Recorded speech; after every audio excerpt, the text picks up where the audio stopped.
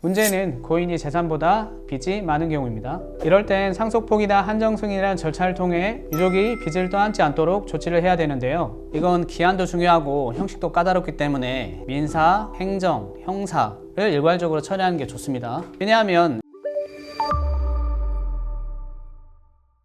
오늘은 근로자가 산업 현장에서 사망했을 때 유족들이 왜 전문 변호사의 조력을 반드시 받아야 하는지 그 이유를 자세히 말씀드리려고 합니다. 사고로 가족을 잃은 유족분들에게는 슬픔과 충격도 크지만 장례를 치른 이후에 현실적인 문제들이 하나둘씩 닥쳐옵니다. 이제 어떻게 대응해야 하지? 막막하신 분들이 많으실 겁니다. 그래서 오늘은 이 문제를 민사, 형사, 행정, 가사 이렇게 4가지로 나눠서 쉽게 설명드릴게요. 반드시 4가지를 한꺼번에 처리하셔야 합니다.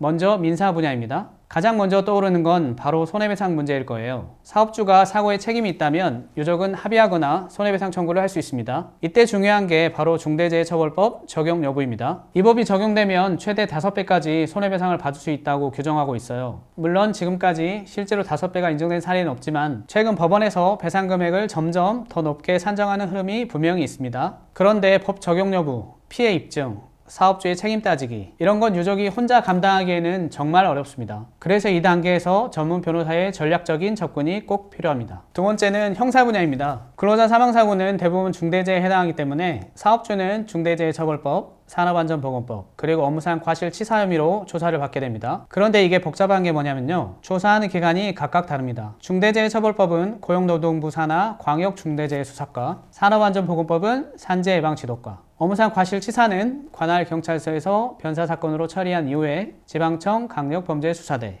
이렇게 흩어져 있어서 유족 입장에서는 도대체 어디에 뭘 얘기해야 할지 모르는 경우가 많습니다. 전문 변호사는 이 각각의 기관과 유족을 연결하는 역할, 그리고 유족의 억울함과 진실을 제대로 전달하는 역할을 하게 됩니다. 즉, 유족을 대신해 형사 절차를 이끌어가는 사람이라고 보시면 됩니다. 세 번째는 행정 분야, 즉 산재 유족 급여를 받기 위한 절차입니다. 이건 근로복지공단에서 담당하는데요. 신청서 한 장 내면 끝나는 간단한 문제가 아닙니다. 특히 민사 합의 내용과 산재 급여가 충돌할 수가 있어서 유족 급여가 제한되거나 지급이 중단되는 경우도 있고요. 따라서 민사와 행정을 동시에 고려해서 움직여야 하는데 이게 쉽지 않죠. 제가 실제로 근로복지공단에서 근무하면서 급여가 중단된 사례가 수차례 있었고요. 또한 산재보상 급여는 평균임금 산정이 매우 중요한데 이를 충분히 반영하기 위해서 공단 담당자와의 소통이 굉장히 중요합니다. 그래서 초기부터 전문가와 함께 대응하는 게 정말 중요합니다. 마지막으로 가사 분야, 즉 상속 문제입니다. 요즘은 안심상속 원스톱 서비스 덕분에 고인의 재산과 채무를 쉽게 조회할 수 있긴 하지만 문제는 고인이 재산보다 빚이 많은 경우입니다.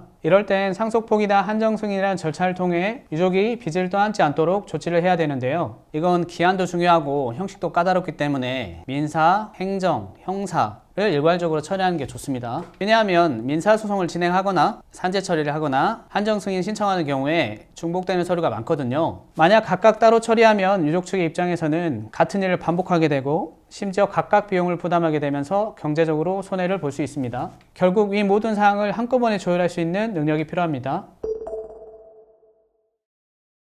짧게 정리하자면 민사는 합의 또는 손해배상, 형사는 사업주 처벌, 행정은 산재 신청, 가사는 상속이 문제될 수 있고 이걸 유족 혼자서 처리하기에는 정말 벅찬 일입니다. 그리고 잘못 대응하면 금전적 손실은 물론이고 정신적인 스트레스도 엄청나게 커집니다. 그래서 꼭 중대재해 사건을 실제로 다뤄본 경험 많은 전문 변호사와 함께 하시길 바랍니다. 이상 법무법인 태솔의 신현웅 변호사였습니다.